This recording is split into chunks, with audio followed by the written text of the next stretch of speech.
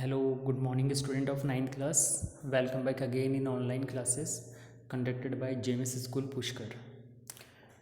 Students, मेरी आप लोगों से एक छोटी सी रिक्वेस्ट है कि आप जब भी वीडियो ऑन करते हैं तो वीडियो ऑन करने के बाद आप केवल वर्क कंप्लीट करने पर ही ध्यान ना रखें, बल्कि वीडियो को सुनें, समझें और उससे एनालाइज भी करें. आपको समझ में आ रहा है या नहीं आ रहा है, ये इस पर भी ध्यान दें, क्योंकि आप केवल वर्क कंप्लीट करने पर फोकस कर रहे हैं अभी, तो बाद में आपके ऊपर बर्डन आएगा, क्योंकि ये सारी चीज़ें आपको लर्न भी करनी है. तो मैं इतना सही कहना चाहूँगा कि हैंड टू हैंड लर्न भी करते रहें, ठीक है, ताकि बाद में आप लोगों के ऊपर प्रेशर ना पड़े. आज का लेक्चर स्टार्ट करते हैं. कल हमने टू टाइप्स ऑफ मिक्सचर पढ़ लिए थे, homogeneous mixture, heterogeneous mixture.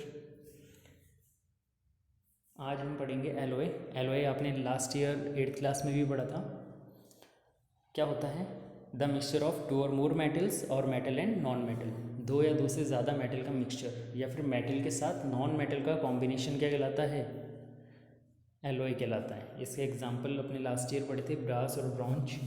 Brass जो है वो उसमें 70% कॉपर होता है और 30% जिंक होता है. इसी तरीके से ब्रॉन्ज में 88% कॉपर पाया जाता है और 12% टिन पाया जाता है. इसके बाद है सॉल्यूशन.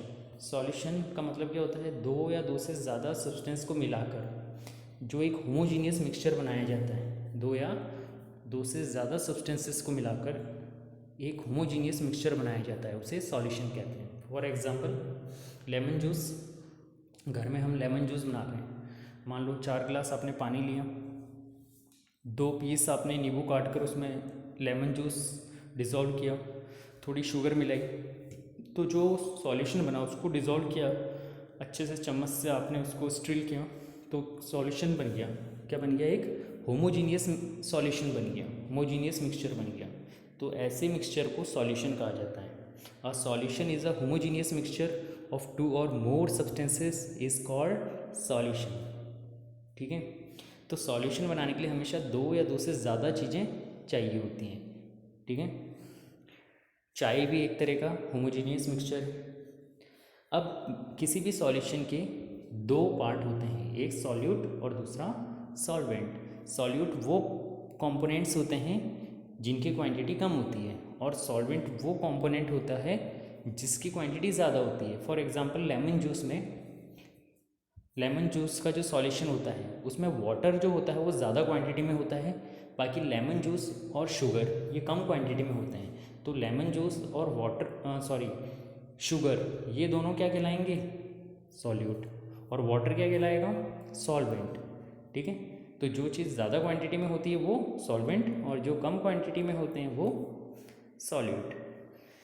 सॉल्यूट की definition: the component of solution which present in laser quantity is called solute. Solution के वो कंपोनेंट जो कम क्वांटिटी में होते हैं, लेसर क्वांटिटी में होते हैं, वो सॉल्यूट कहलाते हैं. फॉर एग्जांपल, सॉल्ट और शुगर प्रेजेंट इन वाटर. पानी में सॉल्ट और शुगर की क्वांटिटी. उसी तरीके से दूसरा एग्जांपल यहाँ पर दे रखा है, lemon juice in water. Water में लेमन जूस की quantity. Solvent: the component of solution which present in larger quantity is called solvent. इसका एग्जांपल दे रखा है, water present in larger amount in solution of lemon juice. Lemon juice के solution में water larger amount में होता है, तो water क्या हो गया यहाँ पर? सॉल्वेंट हो गया. Water is universal solvent. Water को यूनिवर्सल सॉल्वेंट माना जाता है, मतलब कि जितने भी टाइप के सॉल्यूशन हैं उन सब के लिए अगर हम वाटर यूज़ में ले रहे हैं, वाटर यूज़ में लेते हैं, तो वो वाटर एक यूनिवर्सल सॉल्वेंट माना जाता है. अब सॉल्यूट और सॉल्वेंट के बहुत सारे एग्जाम्पल हैं. वैसे तो हमारी डेली लाइफ में हम देखते हैं, कुछ एग्जाम्पल यहाँ पर दे रखे हैं. जैसे गैस इन गैस सॉल्यूशन, मतलब सॉल्यूट और सॉल्वेंट अगर दोनों गैस हों, a solution in which both solute and solvent are gas is called gas in gas. अब ऐसा कौन सा सॉल्यूशन है गैस इन गैस का? एयर. ठीक है, क्योंकि एयर में बहुत सारी गैसेज हैं.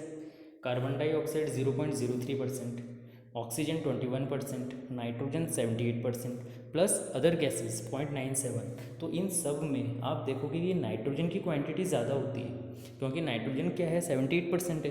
बाकी जो अदर रिमेनिंग गैसेस हैं वो कम क्वांटिटी में है। तो जो चीज़ ज़्यादा क्वांटिटी में होगी वो क्या कहलाएगी, सॉल्वेंट, और जो चीज़ कम क्वांटिटी में होती है वो क्या कहलाती है, सॉल्यूट। तो बाकी जो गैसेस हैं, रिमेनिंग गैसेस, ये तो सॉल्यूट हैं, कार्बन डाइऑक्साइड, ऑक्सीजन और अदर गैसेस। जबकि नाइट्रोजन जो है वो 78% है ना। तो नाइट्रोजन क्या क्यों बन गई, सॉल्वेंट बन गई।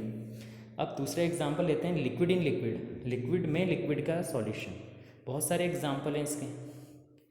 अ solution in which both solute and solvent are liquid. जैसे अभी हमने लेमन जूस का एग्जांपल पढ़ा, लेमोनेड।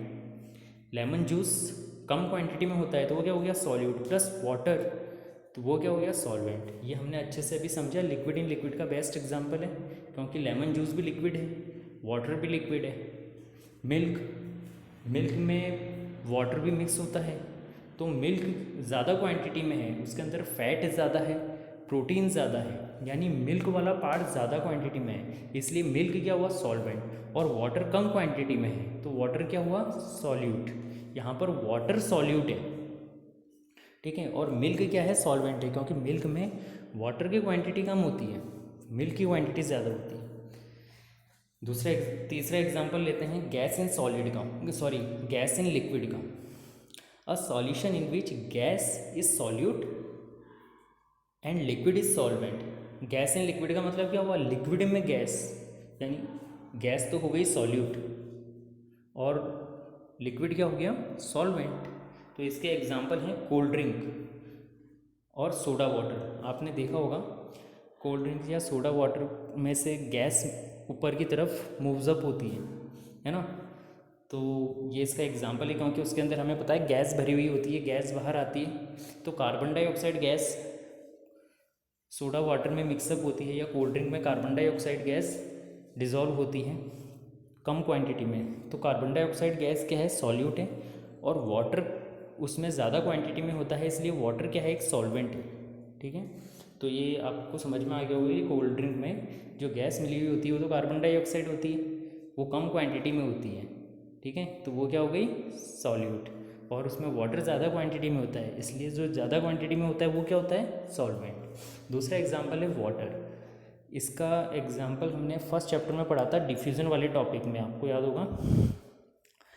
एक्वेटिक ऑर्गेनिज्म जो हैं वो सर्वाइव कर पाते हैं पानी के अंदर, क्योंकि वो ऑक्सीजन जो डिज़ोल्व होती है वाटर में उसको यूज्ड अप करते हैं, ठीक है, यूज़ में लेते हैं। इसका मतलब जो गैस है वो लिक्विड में डिज़ोल्व है, ऑक्सीजन जो है वो लिक्विड में डिज़ोल्व है, ठीक है। तो ये सॉल्यूशन भी क्या कहलाएगा, गैस इन लिक्विड, ठीक है।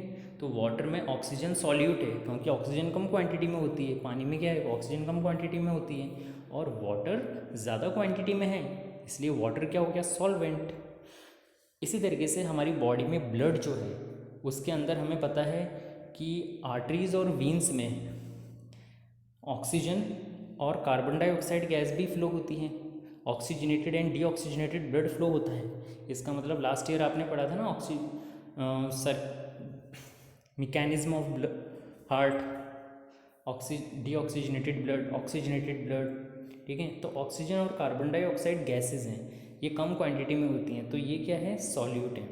और ब्लड क्या है, ज़्यादा क्वांटिटी में होता है, तो ब्लड क्या हो गया, सॉल्वेंट हो गया, ठीक है। इसी तरीके से एक और एग्जांपल लेते हैं सॉलिड इन लिक्विड का। अ solution in which solid is solute. ऐसा सॉल्यूशन जिसमें सॉलिड क्या हो, सॉल्यूट हो, और लिक्विड क्या हो, सॉल्वेंट हो, तो उसे क्या बोलेंगे, solid in liquid solution, solid in liquid solution. अब इसके एग्जांपल शुगर और सॉल्ट वाटर सॉल्यूशन। पानी में अगर हम शुगर डिज़ोल्व करते हैं, है ना, या सॉल्ट डिज़ोल्व करते हैं, स्टार्टिंग में सॉल्ट और शुगर कौन से स्टेट में होते हैं,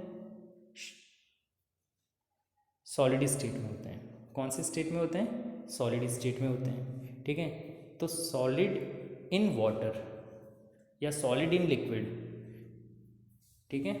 तो इसमें शुगर और सॉल्ट सॉल्यूट पार्टिकल्स हैं, और वाटर क्या हो गया, सॉल्वेंट पार्ट। ठीक है, वाटर क्या है, सॉल्वेंट पार्ट। इसी तरीके से ब्लड में आरबीसी, डब्ल्यूबीसी और प्लेटलेट पाए जाते हैं, है ना, ये प्लाज्मा में डिज़ोल्व रहते हैं।